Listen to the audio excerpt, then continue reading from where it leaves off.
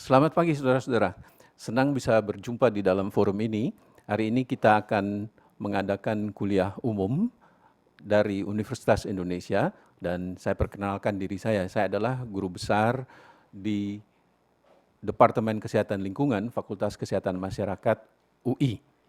Saudara-saudara, hari ini pokok bahasan yang akan saya bicarakan adalah mengenai potensi bencana kesehatan oleh merkuri dari pertambangan emas berskala kecil di Indonesia.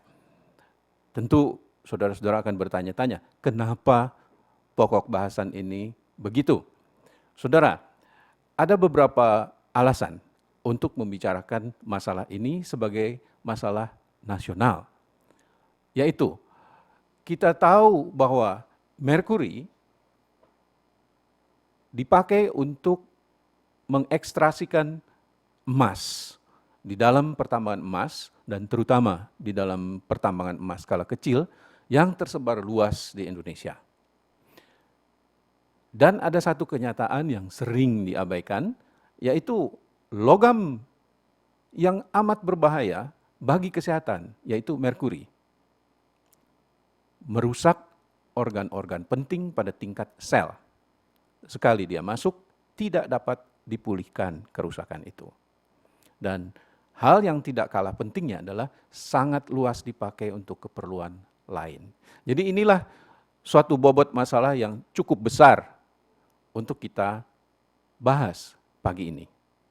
Nah, saudara-saudara, gambar ini saya sampaikan kepada saudara-saudara untuk menunjukkan betapa sebaran merkuri ini di seluruh Nusantara kita. Hampir semua pulau mempunyai tambang emas skala kecil yang tidak bisa kita abaikan. Dan mereka umumnya memakai merkuri untuk pekerjaannya. Jadi, kita bisa lihat kalau seandainya ini merupakan bencana, bencana ini mencakup dari Sabang sampai Merauke, dari Rote sampai Miangas. Inilah yang kita khawatirkan. Nah, saudara, riwayat dari merkuri di pertambangan emas skala kecil itu sudah sejak berabad-abad dulu. Tidak ada lagi catatan, zaman Mesir kuno itu sudah tercantum. Di Indonesia sendiri sudah sejak lama. Dan masalah yang muncul sekarang adalah ada indikasi peracunan merkuri di air. Badan-badan air kita banyak yang tercemar. Di sedimen sungai. Dan yang terakhir, produk pangan hasil tangkapan sumber air tawar dan air laut. Misalnya, ikan. Ikan di dunia, bukan hanya di Indonesia, sudah tercemar oleh merkuri. Kalau saudara-saudara sedikit mempunyai waktu dan melihat pengumuman-pengumuman dari FDA Amerika, kita bisa melihat bahwa mereka mengumumkan dan menganjurkan untuk membatasi memakan ikan-ikan tertentu, di antaranya adalah ikan tuna. Pembatasan ini terutama diterapkan kepada ibu yang sedang hamil dan anak-anak. Jadi ada batasan untuk jumlah ikan tuna yang dimakan dalam seminggu atau dalam jangka waktu tertentu pada musim-musim tertentu. Tentu mereka mengeluarkan anjuran ini tidak sembarang. Mereka sudah menyadari bahwa pencemaran merkuri pada ikan di laut itu sudah nyata. Bagaimana dengan kita? Di kita, yang terakhir adalah Dr. Krishna Yanti dari Universitas Mataram di Lombok sudah menemukan adanya pencemaran persawahan termasuk padi oleh merkuri. Dan berita tentang pencemaran merkuri di tambang emas skala kecil Indonesia itu sudah ditayangkan luas sekali melalui program siaran internasional BBC World News 2013, pertengahan tahun ini. Mungkin kita tidak bisa menangkap karena memang program siaran itu juga terbatas kemana-mana, tetapi ini adalah siaran dunia. Nah, saudara, melihat kondisi seperti ini, apakah kita tetap tinggal diam menghadapinya dan duduk menyimak dengan duduk manis dan lain sebagainya. Saya kira bukan waktunya. Nah, saudara, inilah gambar yang saya bisa tonjolkan dari hasil kunjungan saya ke Talawaan di Sulawesi. Di sana terjadi kegiatan-kegiatan penambangan emas seperti ini. Ini adalah gelondong untuk mencampur merkuri dengan batuan yang mengandung emas, supaya emas bisa terserap kepada merkuri menjadi amalgam. Nah, ini adalah di tempat yang dekat, yaitu di Banten, di Cimanggu. Saudara bisa melihat Bapak ini mengeruk lumpur sisa pertambangan emas kecil. Jadi ini yang lebih kecil lagi, mengeruk lumpur yang ada di sungai ini dan bisa mengekstraksi sisa merkuri yang terbuang yang juga mengandung emas. Ini sisa merkuri yang terbuang dan ini akan diperas, dicuci dan diambil emasnya dengan cara membakar. Nah, saudara, ini ada gambar di Poboya, tambang emas skala kecil, kira-kira skemanya seperti ini. Ribuan, bahkan di sini dituliskan 20.000 pengolahan amalgam. Center-center yang membakar amalgam. Juga, saudara bisa melihat di tempat yang sama, keluarga ikut tinggal di sana. Berarti mereka adalah orang-orang yang terekspos atau terpajan dengan uap merkuri dari pertambangan. Di sini kalau saudara melihat ada gentong, sebenarnya ini adalah tungku pembakaran untuk membakar amalgam yang mengandung emas tersebut. Merkuri akan terlepas ke udara dan terhirup oleh para pembakar serta keluarganya. Kelihatannya masalah ini masalah sederhana, tetapi di balik itu ada bencana yang sedang mengancam buat kesehatan masyarakat kita. Nah, saudara, merkuri yang terbuang sudah dihitung lama sekali. Suprianto dari Departemen Kesehatan ini pada tahun 2001 sudah memperkirakan di Pongkor, Jawa Barat itu ada 12 ton merkuri setahun terbuang. Di Sulawesi Utara ada 14 sampai 17 ton setahun. Ini dari Yayasan Bina Cipta Aquatech. Bagaimana kita menghadapinya? Bahkan UNIDO sudah mensitir diperkirakan ada 180 ton tiap tahun dibuang ke perairan Indonesia. Dari mana merkuri itu datang? Tidak jelas. Nah, saudara, kalau kita melihat merkuri, maka kita bisa membedakan dari sudut kesehatan, ada populasi sasaran, target population, yaitu yang langsung, yaitu para penambang dan keluarga yang tinggal di areanya, dan populasi di sekitar pertambangan. Ada yang tidak langsung, yaitu populasi di hilir, karena memakan ikan, memakai air, dan mungkin sayur mayurnya juga. Dan menarik, kita melihat tadi di gambar, adanya anak-anak bayi di sekitar sana dan beberapa anak balita sebenarnya, berarti mengancam juga generasi yang berikut. Kemudian, saudara, inilah perkiraan jumlah merkuri dalam setahun kalau kita menghasilkan produksi emas 30 ton. Dari uap merkuri yang dihasilkan oleh pembakaran amalgam, jumlah yang terbuang diperkirakan 38 ton ke udara.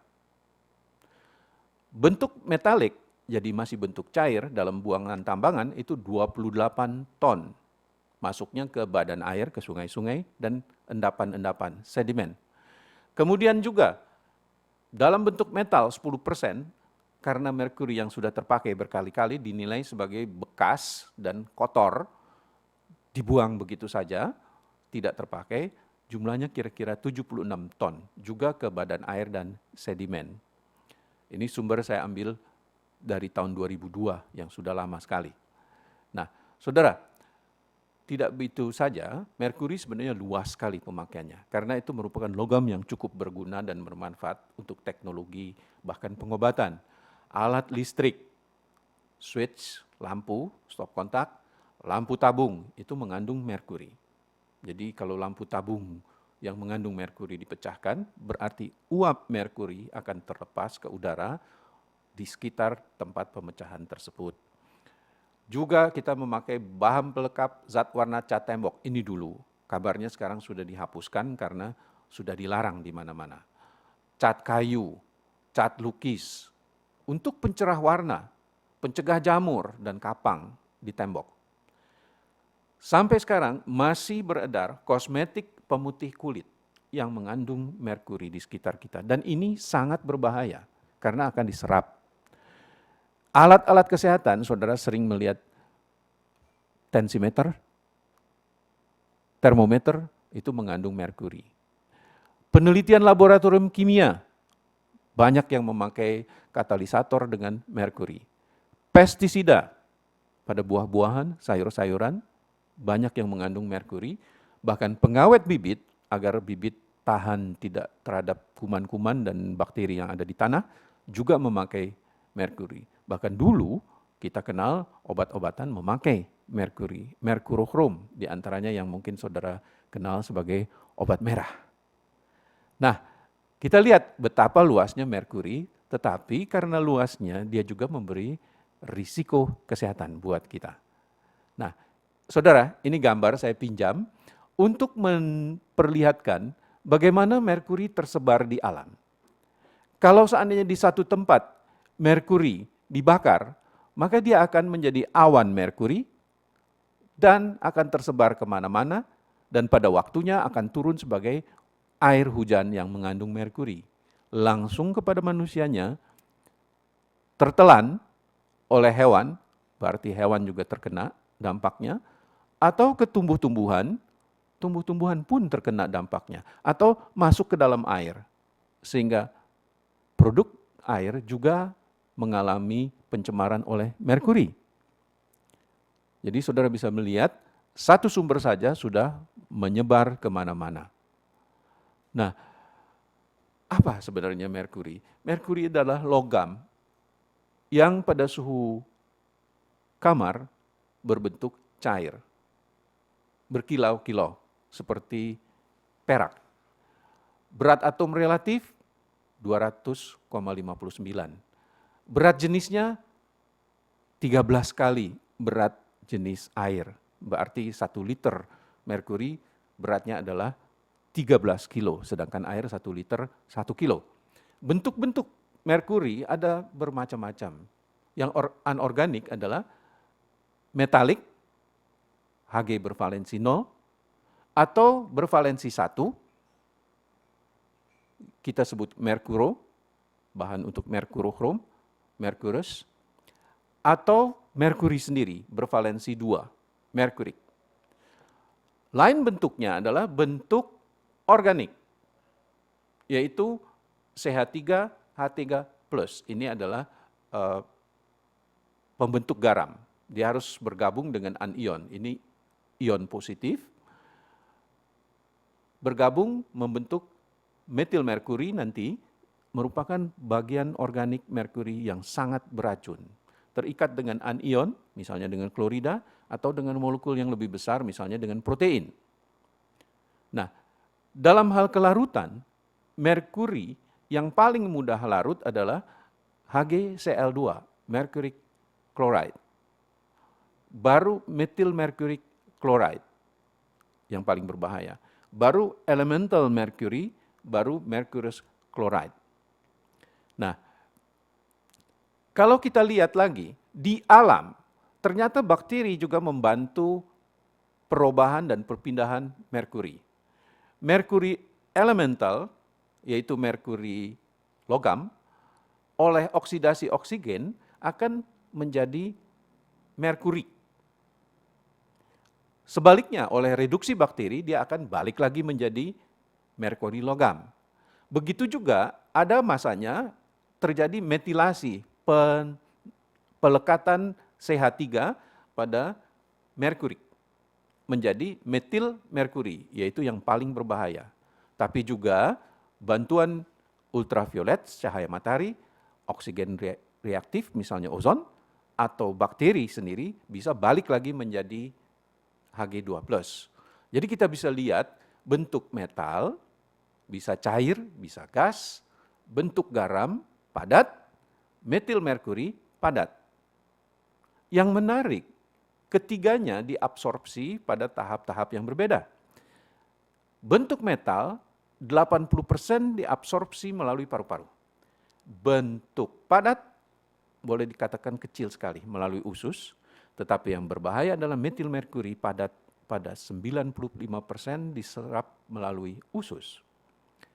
Nah, saudara, kalau kita lihat kaitannya dengan kesehatan, sederhana saja, logam yang sangat berbahaya bagi kesehatan, berpotensi masuk ke tubuh manusia melalui saluran pencernaan, saluran pernafasan, kulit, mukosa, dan akan merusak organ-organ penting yaitu susunan syaraf pusat, paru-paru, ginjal.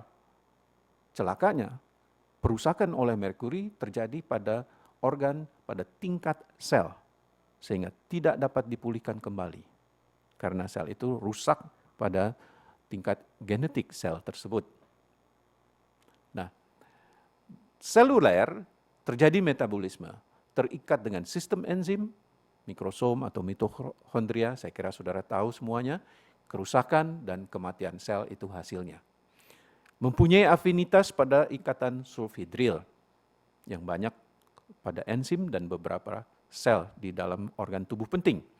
Di dalam hati, membentuk kompleks terlarut dengan sistein dan glutathione, asam amino, yang diekskresi ke empedu, lalu direabsorpsi ke saluran pencernaan, GI tract. Saudara bisa lihat bahwa di dalam tubuh merkuri berperilaku yang macam-macam. Nah, saudara, di dalam tubuh sendiri bentuknya yang metalik akan tersimpan di ginjal. Banyak, sehingga akan merusak ginjal. Di otak, janin, fetus, dan di hati. Dan akan mentransformasikan diri menjadi bentuk anorganik yang sebetulnya tidak terlalu berbahaya. Dengan waktu paruh, half-life, dihitung bulan, 1-2 bulan akan hilang. Karena ekskresinya melalui feses, banyak sekali, melalui pernafasan, melalui urin.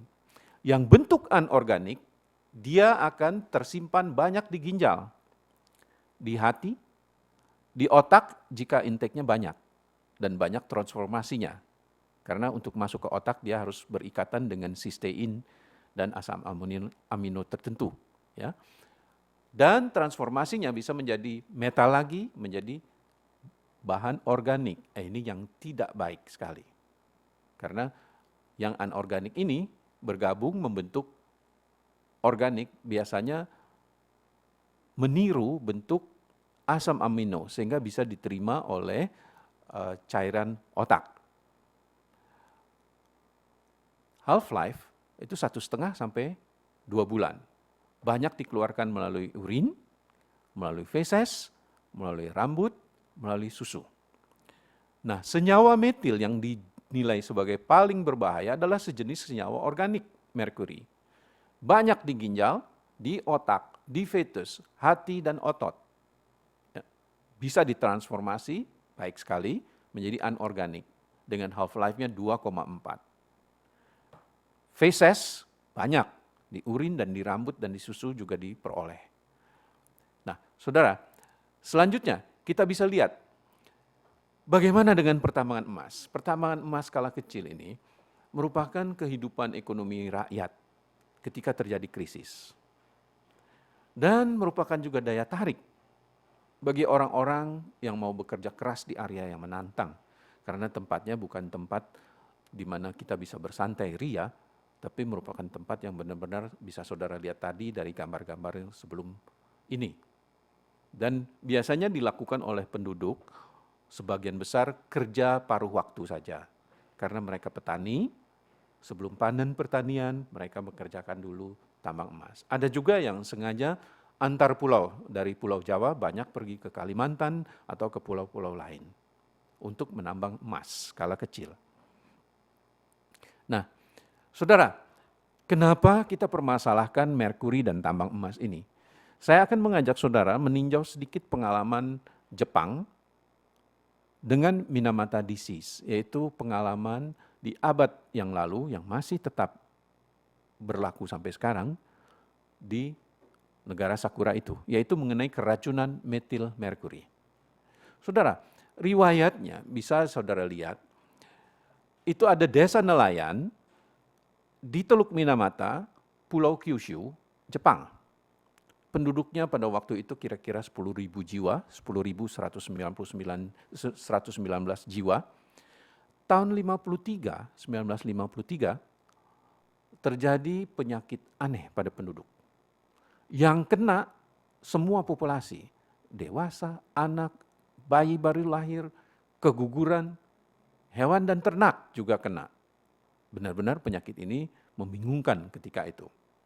Nah, tanda-tandanya juga membingungkan, mulai dengan tremor syaraf, gemetar, karena gangguan syaraf. Pada manusia, kucing juga ikut, seperti menari-nari, melompat-lompat, marah, mengeong terus, marah, dan mengakhiri hidupnya dengan menceburkan diri ke laut. Tahun 60, tremor syaraf juga terjadi pada burung, pada ikan, pada babi dan anjing. Jadi memang tidak heran penyakit ini, gejala-gejala penyakit ini semua membingungkan masyarakat Jepang pada waktu itu. Bahkan burung gagak tiba-tiba menggelepar jatuh dari udara. Banyak sekali upaya pada waktu itu yang diduga karena tenaga supranatural dan lain sebagainya, tetapi upaya yang menjelaskan adalah upaya dari sudut kesehatan. Celakanya juga membingungkan, kadang-kadang yang terkena manusia dalam satu keluarga, sehingga dinilai sebagai penyakit keturunan. Dan mereka takut bahwa penyakit ini adalah penyakit yang memalukan, sehingga para nelayan miskin itu diam-diam menyembunyikan selama 3 tahun, membiarkan saja. Sampai akhirnya terbongkar, diketahui, dan diteliti. Nah, tahun 53 sampai tahun 60, sudah ada 121 penderita yang terdaftar. 68 dewasa, 30 anak, 23 orang fetus. 46-nya meninggal. Di antaranya setengah jumlahnya orang dewasa, sepertiganya anak-anak, 1 dari 8 orang kasus kongenital, berarti cacat bawaan. Ada epidemi kedua, cuma tidak terlalu terkenal, yaitu pada tahun 1964 di Niigata, juga di Jepang. Ada 5 yang meninggal dan yang terkena kira-kira mula-mulanya 230 orang. Tahun 70 ada 17 penderita lagi. Nah, hal lain, gejalanya mula-mula gejala sederhana, Malaysia, lesu. Saya kira kita setelah selesai kerja juga capek dan lesu, itu terjadi. Tapi ini terus. Dan ada keluhan-keluhan gangguan sensorik. Mulai kesemutan. Banyak saudara mengalami kesemutan, tapi belum berarti itu sudah keracunan merkuri. Tetapi kemungkinan itu ada, paresthesia. Kabur, penglihatan kabur. Ketika saudara mengantuk mendengar kuliah ini juga saya kira saudara akan kabur penglihatannya ya. Tapi itu bukan karena merkuri. Kebas, numbness, pada bibir dan tungkai. Berarti sudah mulai ada keracunan merkuri anorganik. Gejala lain yang kita lihat adalah gejala Hunter-Russell syndrome, yaitu konstriksi secara konsentrik, artinya dari tengah, lapangan pandang atau visual field, atau hemianopia bilateralis, dua-duanya, kiri dan kanan mata makin menyempit pemandangannya.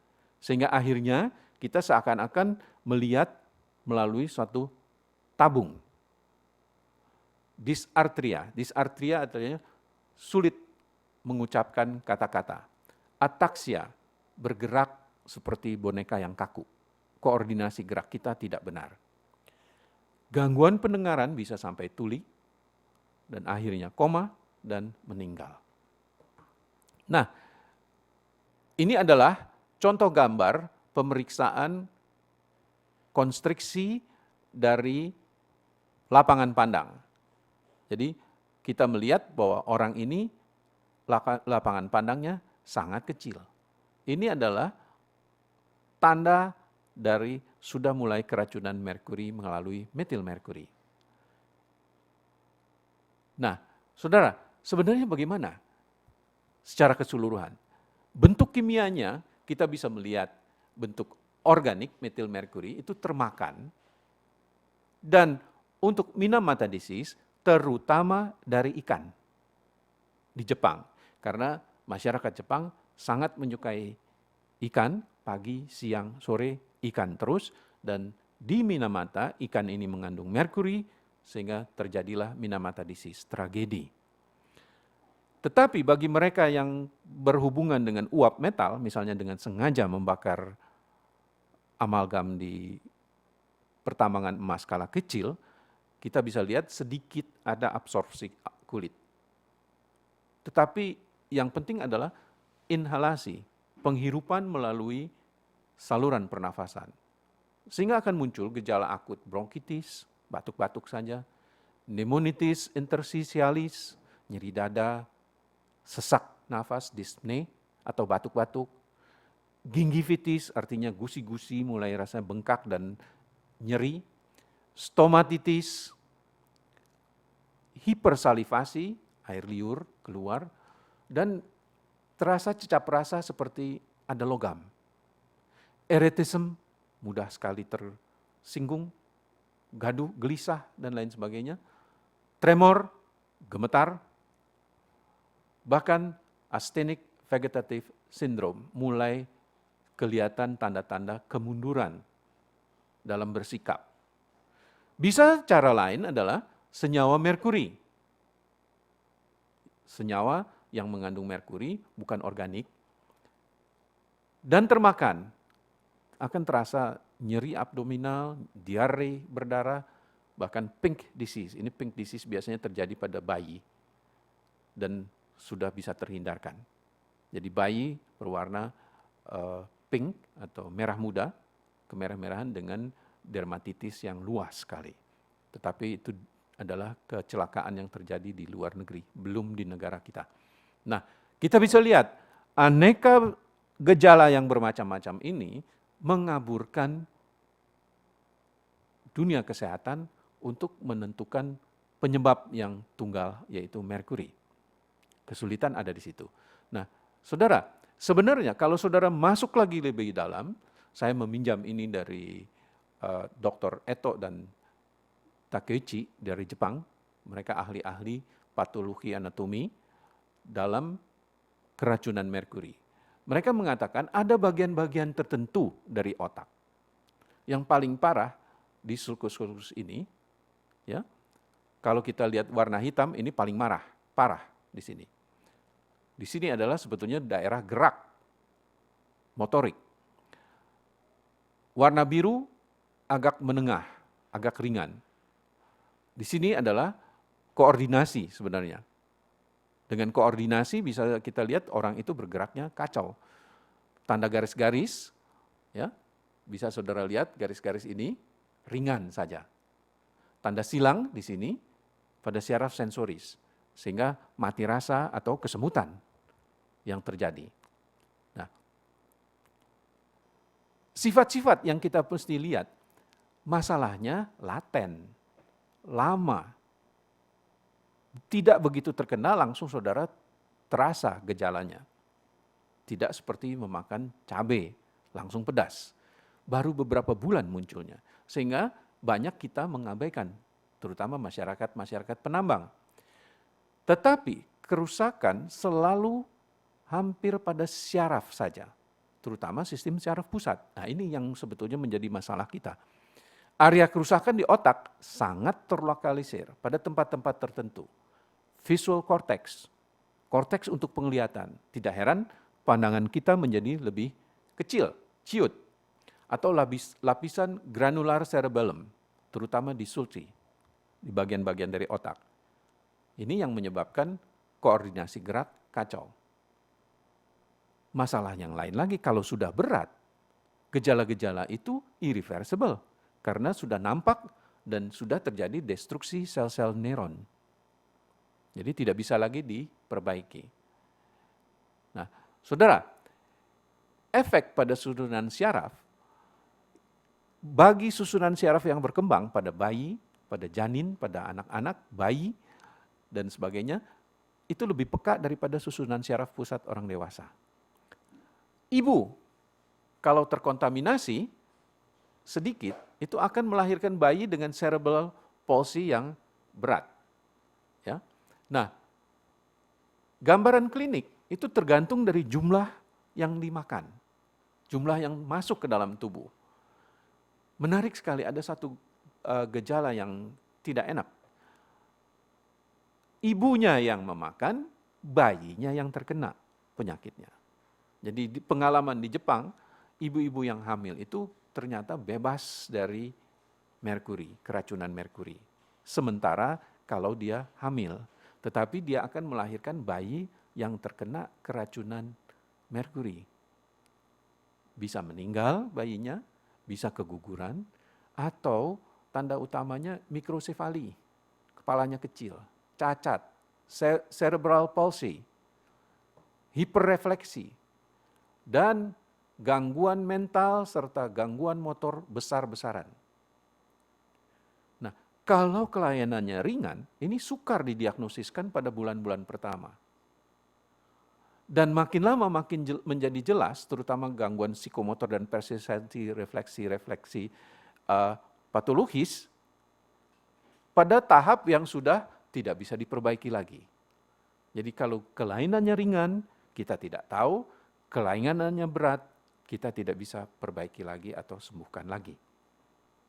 Nah, saudara, inilah bagian-bagian otak pada tanda-tanda panah ini yang terkenal, yaitu yang terkena keracunan merkuri tersebut. Bisa saudara lihat bagian sensoris, visual, auditorius, pendengaran, cerebellum, otak kecil. Nah, kerusakan otak itu bisa kita lihat lagi lebih lanjut, reduksi berat timbangan otak, sklerosis, penipisan sarung mielin, sarung syaraf, penipisan degeneratif korteks cerebralis, percepatan proses penuaan. Sebenarnya setiap hari ada sekitar 100.000 sel otak yang hilang, yang rusak, aus karena degenerasi alami, dan perlu diganti oleh sel-sel cadangan. Dan itu terjadi setiap hari. Tetapi merkuri menghancurkan sel-sel cadangan pengganti tersebut. Sehingga sel-sel otak itu hilang saja begitu, dan tanpa pengganti. Nah, terjadilah penuaan yang dipercepat. Sebelum waktunya sudah menunjukkan tanda-tanda penuaan lanjut. Kalau ini terjadi pada orang yang sudah berusia lanjut, memang sukar dibedakan dari proses penuaan alami. Faal tubuh, efisiensinya juga terganggu, menurun. Sehingga orang rawan terhadap infeksi, penyakit degeneratif, kanker, arteriosklerosis, diabetes mellitus, itu bisa terjadi karena keracunannya. Dan usia harapan hidup turut berperan, berkurang oleh merkuri. Saudara, ini adalah contoh gambar yang saya pinjam dari buku patologi, kelainan bawaan akibat keracunan merkuri di Jepang. Kira-kira bentuknya seperti ini. Saudara bisa lihat cacat bawaan, skoliosis, kontraktur fleksi, atrofi otot, mental terbelakang, fungsi motoriknya terganggu, dan ketergantungan hidup. Inilah akibat dari keracunan merkuri yang terjadi pelan-pelan dan melibatkan generasi yang akan datang melalui kehamilan. Fetus, janin, tumbuh kembangnya terhenti. Susunan syaraf pusatnya tidak berkembang dan salah tumbuh. Tengkorak, rahang, gigi juga salah bentuknya. Dan fetus itu akan menyerap sebanyak-banyaknya senyawa merkuri dari ibu, sehingga menyelamatkan ibu dari keracunan merkuri. Ibunya selamat dari keracunan merkuri, tetapi anaknya menjadi korban. Nah, kita lihat ini adalah gambar lain. Kelahiran anak. Tanda-tanda seks sekunder sudah ada pada anak ini, tetapi bentuk badannya tidak mendukung. Dia sudah meninggal, inilah mukanya yang tampak. Bisa saudara nilai ini sebagai muka keterbelakangan mental. Saudara, pada anak sekolah menengah, merkuri juga memberi gejala. Ada perilaku yang berubah, cuma terlalu samar sehingga tidak bisa dijelaskan apa benar keracunan merkuri atau tidak, kecuali kita melakukan pemeriksaan lebih teliti secara klinis. Kapasitas intelektualnya berkurang, juga sulit dicari penyebabnya. Kehilangan ringan koordinasi otot dan raba rasa perifer, juga sulit. Anak menjadi dungu dan kemunduran mental. Kalau sudah makin lama makin berat. Prosesnya berjalan insidious, perlahan-lahan dan diam-diam. Baru kita sadari sesudah terlambat. Nah, inilah contoh gambaran gigi yang mungkin terbentuk akibat keracunan merkuri pada anak-anak. Saudara, pada orang-orang yang sudah lanjut usia, terjadi kontraksi otot yang kuat sekali dan kekakuan-kekakuan jari tangan maupun jari kaki. Di sini hanya jari tangan saja. Yang mereka sendiri tidak tahu, terjadinya pelan-pelan tetapi berlanjut. Nah, saudara, kita lihat lebih luas lagi. Sebenarnya bagaimana? Kenapa kita harus khawatir? Kita lihat ini dari Wilke dan Merkel pada tahun 2002, dia melakukan perkiraan tentang lama keberadaan merkuri di dalam lingkungan pertambangan emas. Maksudnya pertambangan emas skala kecil. Dia memecah-mecah tahapan aksi merkuri di dalam lingkungannya. Tahap ke-1 yaitu polusi merkuri. Tahap kedua, akumulasi metil merkuri. Tahap ketiga, keracunan metil merkuri. Jadi ada 3 tahap di sini ya. Nah, tahap ke-1 itu kira-kira 10-20 tahun polusinya misalnya. Lalu tahap kedua kira-kira 20 tahun akumulasi metil merkuri. Tahap ketiga terjadi keracunan metil merkuri lebih dari 150 tahun. Kita lihat pemakaian merkuri di tambang. Tahapnya adalah seperti ini. Mungkin tahap ke-1 dia meningkat, tapi sesudah 20 tahun kemudian dia sudah menyusut dan menyusut. Tetapi pemakaian biasanya akan habis. Bagaimana tentang nasib para penambang? Nasib para penambang kita bisa lihat, keracunan para penambang juga kira-kira sesuai dengan keberadaannya di sana. Bagaimana dengan distribusi uap merkuri oleh angin? Begitu juga kira-kira terjadi pada saat kegiatan penambangan. Bagaimana dengan badan air yang tercemar? Kira-kira begitu dan akan berlanjut sampai lebih dari 150 tahun. Saudara bisa menanyakan dari mana dia bisa tahu. Ini sebenarnya adalah pengalaman dari Amerika Serikat kira-kira 150 tahun sebelum tahun 2002. Dulu di Florida terjadi gold rush, ya, tambang emas. Dan semua petambang-petambang sederhana di Amerika pada waktu itu menggunakan merkuri. Dan ternyata merkuri itu sekarang dideteksi di badan air tanah di wilayah itu. Sehingga ada bagian-bagian dari tempat itu yang tidak boleh dipakai airnya karena mengandung merkuri.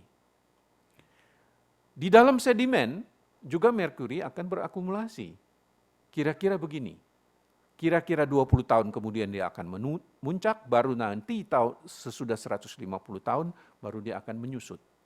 Di ikan, transformasi metal merkuri ke metil merkuri juga begitu. Mula-mula banyak, pelan-pelan akan menyusut sesudah 150 tahun.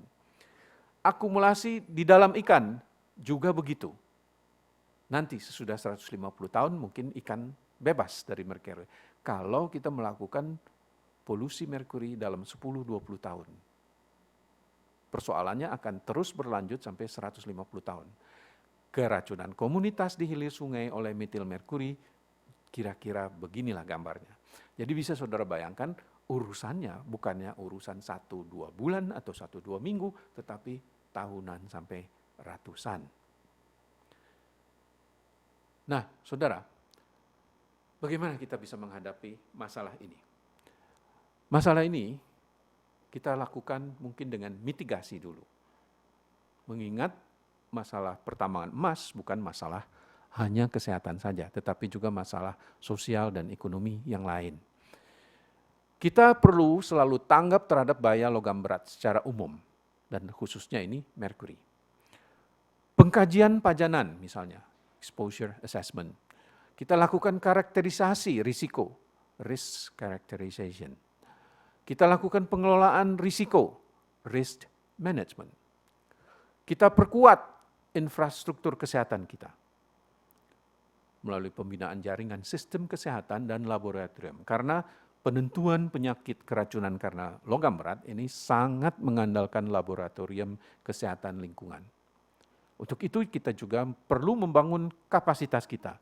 Sumber daya manusia perlu ditingkatkan, penelitian-penelitian perlu digalakan. Kemudian kita juga harus menyusun sistem rujukan kasus. Karena sudah ada indikasi bahwa yang keracunan merkuri di daerah pertambangan yang disiarkan di BBC sudah ada. Di antaranya adalah remaja dan orang dewasa.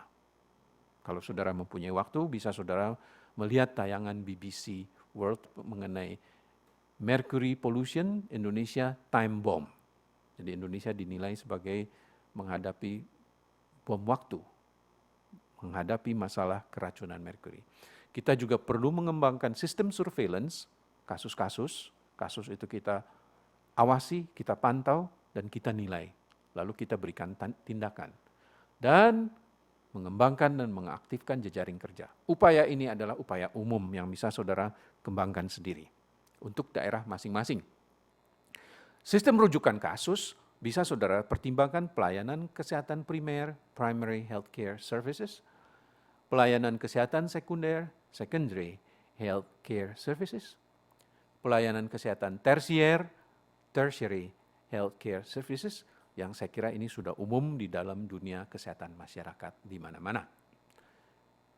Saudara, rujukan saya berikan sedikit pandangan. Kita mulai misalnya dari puskesmas, kelurahan, dan kecamatan. Di sana bisa dilakukan surveillance. Temukan pasien dengan gejala neurologi dalam target community. Baru kita ajukan rujuk ke puskesmas kabupaten, karena memerlukan pemeriksaan dasar neurologi lagi. Baru kita salurkan ke provinsi.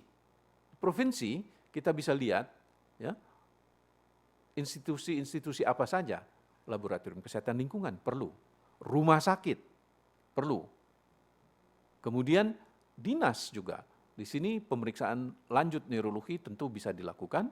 Dinas kesehatan melakukan analisis, statistik, public health, dan menyerahkannya kepada instansi lain. Misalnya komunikasi ke KLH, perguruan tinggi, organisasi sosial, dan lain sebagainya.